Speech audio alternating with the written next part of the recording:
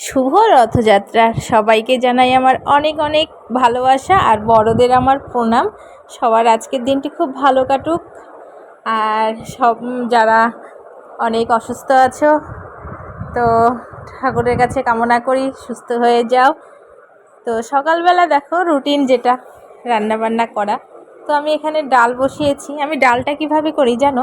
এক ফোড়নে করি, মানে প্রেসারে আগে তেল আর 5 ফোড়ন দিয়ে মটর ডাল যেহেতু করছি, তো সে আগে ফোড়ন দিয়ে সব কিছু লঙ্কা টঙ্কা একবারে দিয়ে নিয়েছি। তারপরে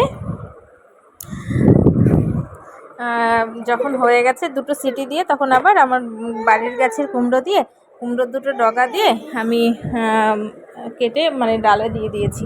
তো এভাবেই আমি ডালটা করি। আর এদিকে আলু ভাজা বসিয়েছি। আর মাদের জন্য করব হচ্ছে আলুর ঝোল, আলুর রসা আর কি। আর আমাদের জন্য মাংস করব।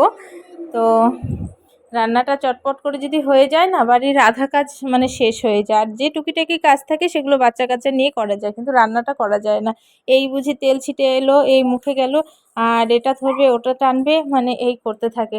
তো রান্নাটা আমি এর জন্য সকালে উঠে ঝটপট করে নিই। আর আজকে রবিবার, কি করতে হবে বলো তো? মাংস করতে হবে।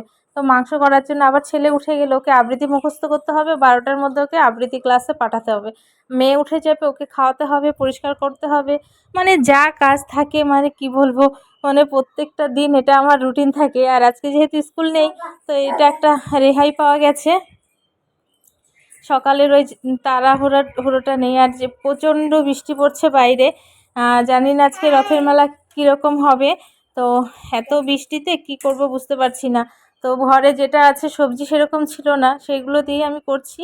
আর পরে সবজি বাজার করবে, এই বৃষ্টির মধ্যে তো যেতেও পারবে না সবজি বাজার করতে। তাই আমি ঝটপট করে রান্নাটা করে নিই, নিরামিষটা। আর আমিষটা আমি ছেলেকে আবৃত্তিতে পাঠিয়ে দিয়ে তারপরে আস্তে ধীরে করব। সব কেটে কুটে রেখে দেবো। একটু কালো জিরে ফোড়ন দিয়ে আর কাঁচা লঙ্কা চিড়ে দিয়ে আলু ভাজাটা করছি, একটু ঝাল ঝাল করে, বেশ ভালো লাগে খেতে এরকম। আমাদের আর এখানে মেয়ের সুজি রান্না করে নিচ্ছি।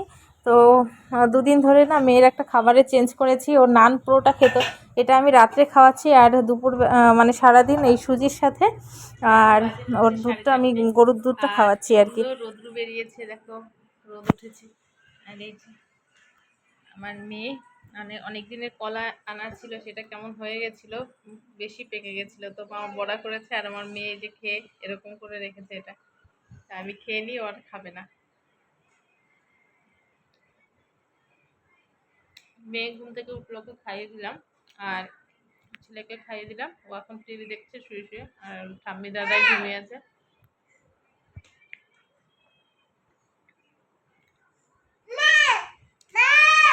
পাপা।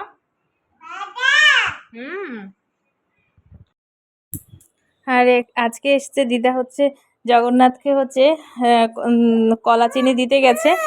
আর সেই ফাঁকে বাড়িতে এসেছে, মানে আমার পিসি বাড়িতে দিদা থাকে। পিসি যেহেতু একা থাকে, তোমাদের আগেও বলেছি। আর দেখো আমার মেয়ে কি খুশি ওর বম্মাকে দেখে, দুজনে খেলছে, এটাই কি আনন্দ, তাই না? শুভ সন্ধ্যা। আর তার সাথে জানাই শুভ রথযাত্রা। আজকে রথ, তো সবাই খুব আনন্দ করো, মজা করো। আর আমাদের এখানে কি হবে বলো তো, আজকে রবিবার হাটের দিন, এর জন্য সোমবার দিন মেলা হবে। আজকে পুজোটা দিয়ে রেখেছে, তো অনেক লোক হয়েছে। মেয়ে ঘুমিয়েছিল, এখন বাজে 8টা। আর এখন উঠলো, ওর ঠাম্মি নিয়ে গেছে হচ্ছে আমাদের এখানে বেশ ভালো সুন্দর, মানে রথ যাত্রা, মানে রথ নিয়ে বেরিয়েছে, অনেক লোক হয়, খুব মজা হয়। তো সেখানে রথযাত্রা ওদিকে গিয়েছে রোডে দেখতে, ঘুম থেকে উঠেই ঠাম্মি নিয়ে গেল ওর। আর আমি আর আমার ছেলে এখন পড়তে বসেছি। এই যে দেখো পড়াশোনা হচ্ছে, কালকে ইউটি আছে। তো চলো পড়াশোনা করাই, তারপরে দেখা যাক কি করি। ছেলেকে বসিয়েছি পড়তে। আর আমার সোনামা দেখো পাঁপড় খাইয়ে দিচ্ছে। তো রথের দিন আর পাঁপড় ভাজা খাবো না, এটা হতে পারে? তো পাঁপড়গুলো দিয়েছে বাড়ির যে দিদিভাই আমাদের বাড়িতে ভাড়া থাকে, তোমরা দেখোনি, দেখাবো একদিন। তো সেই দিদিভাই অনেকগুলো একদম গরম গরম পাঁপড় ভাজা করে দিল, এক থালা। তো আমি, ছেলে আর মেয়ে ঘুম থেকে উঠে গিয়েছে হচ্ছে ওই যে রথ গেল সেখানে গিয়েছিল, তো এসে পাঁপড় ভাজা খেতে দেখে দেখো কি সুন্দর ও দাদা ভাইকে খাইয়ে দিচ্ছে, মানে ও দাদা ভাইকে যে এত ভালোবাসে ভাবতে পারবে না, প্রচণ্ড ভালোবাসে ওর দাদা ভাইকে। যেটা খাবে, আর ওর একটা ভালো গুণ কি বলো তো, ও যেটা খেতে থাকবে না সেটা মানে পাশে যা থাকবে, আমি বা ওর বাবা যে থাকুক, তাকে আগে খেতে হবে, তারপর খাইয়ে দিবে আর কি, তারপরে ও খাবে। ওর দাদা ভাই হোক, মানে সবাইকে দিয়ে তারপরে খায়। এটা একটা খুব ভালো গুণ, বাচ্চাদের সচরাচর এরকম দেখা যায় না। বাচ্চারা নিজেরাই পছন্দ, মানে যেটা দরকার সেটা খেয়ে নেয়, কিন্তু ওর এই জিনিসটা খুবই আমার ভালো লাগে। পাশে এখন আবার বসতে বলে, পাশে ইশারা করে দেখাবে যে এখানে বসো, তারপরে হ্যাঁ খাও। তো চলো আজকের মতো তোমাদের এ পর্যন্তই। ভালো থেকো, সুস্থ থেকো, আর খুব মজা করে আজকের দিনটা কাটাও। অনেকে আজকে মেলায় গিয়েছো, আর আমি আজকে যেতে পারবো না, কারণ রবিবার আজকে আমাদের, সোমবার দিন মেলা হবে, তাই যাবো।